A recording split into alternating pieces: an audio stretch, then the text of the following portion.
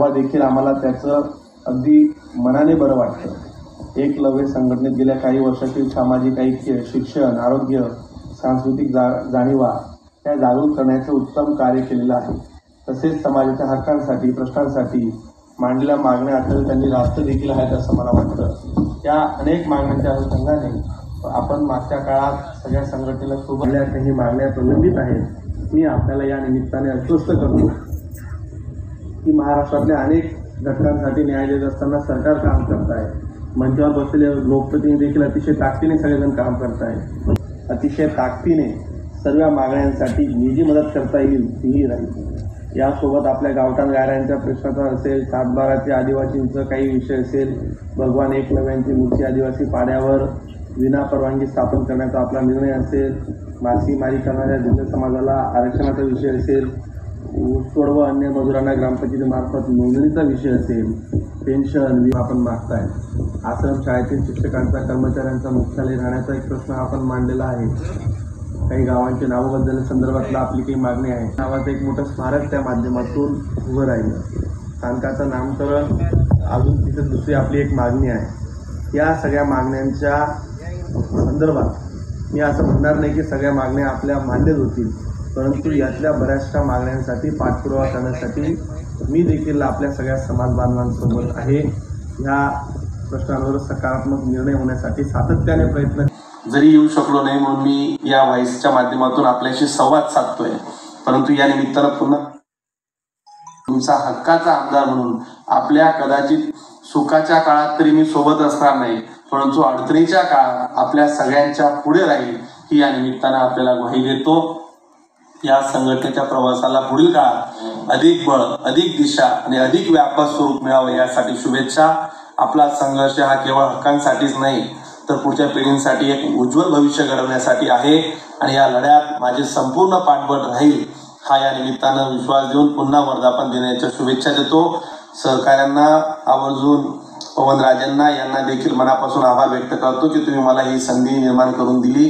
पुन्हा आपल्या सगळ्यांना जय एकलव्य, जय आदिवासी। धन्यवाद। दादांसाठी दादा परदेशात गेलेले आहेत, मात्र तिथून देखील त्यांनी या आपल्या आदिवासी बांधवांसाठी संदेश पाठवलेला आहे। आताच भारतीय जनता पार्टीचे सन्माननीय नेते मनोज पवार यांचं देखील आगमन झालेलं आहे, त्यांचं देखील स्वागत।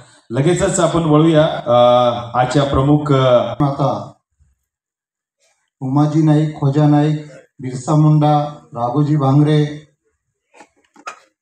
या इतिहासाने नाकारलेल्या सर्व आदिवासी क्रांतिकारांना व हिंदवी स्वराज्याचे संस्थापक छत्रपती शिवाजी महाराज, महात्मा ज्योतिबा फुले, परमपूज्य विश्वरत्न डॉक्टर बाबासाहेब या महापुरुषांना विनम्र अभिवादन करतो।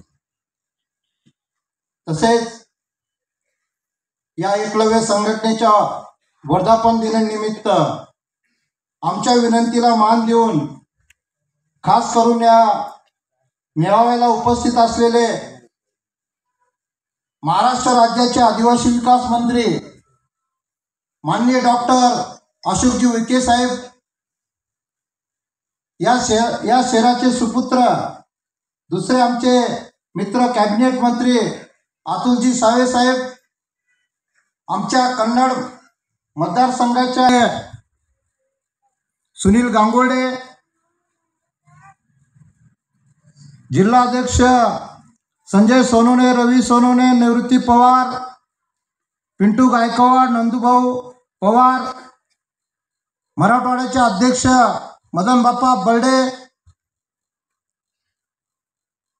आमचे मराठवाड्याचे अध्यक्ष परशुराम सोनवणे, जालन्याचे जिल्हा अध्यक्ष गायकवाड आत्मारामजी गायकवाड, धुळ्याचे जिल्हा अध्यक्ष राजू सोनवणे, सगळे जिल्हा अध्यक्षाचं नाव घेणार नाही, बुलढाण्याचे युक्ती गायकवाड, सगळे जिल्हा अध्यक्ष पाठीमागे बसलेले करत असताना जे हे तरुण मंडळी आपल्याला दिसत आहे, हे दऱ्याखोऱ्यामध्ये जाऊन लोकशाही कशी मुक्त होईल यासाठी प्रयत्न करत आहेत।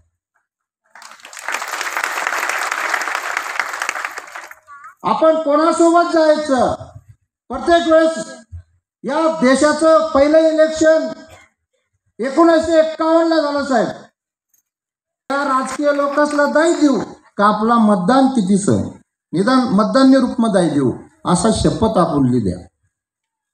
सगळं कार्यकर्ता काही सायकलवर फिरणार, काही पायी फिरणार, ज्याला जसा वाटे तसा प्रचार करा. आणि साहेब 2004चं तुम्ही गुगल वगैरे बघा, 8,000 मतदान आमच्या मुलाला पडलं 2004चं. त्यावेळेस भिलवाड्यामध्ये आपली लोक नाव नोंदत नव्हती. ही सगळी तरुण बांड, सगळी शिकलेली सवरलेली कार्यकर्ते मी पदाधिकारी बनवले आणि त्यांना हे सांगितलं, जोपर्यंत आपल्या मतदान यादीमध्ये नाव येणार नाही तोपर्यंत आपल्या. आणि या समोर बसलेल्या सर्व आमच्या मळकटलेल्या आणि इमानदारांनी काम करणाऱ्या सर्व भिल बांधवांनी एका जोशाने काम सुरुवात केली. बरं, त्यापैकी काही असतील इकडे तिकडे जाणारे असतात, पण त्यापैकी 22,000 मतदान एक शिक्का मतदान आम्ही संजनाताईला केलं.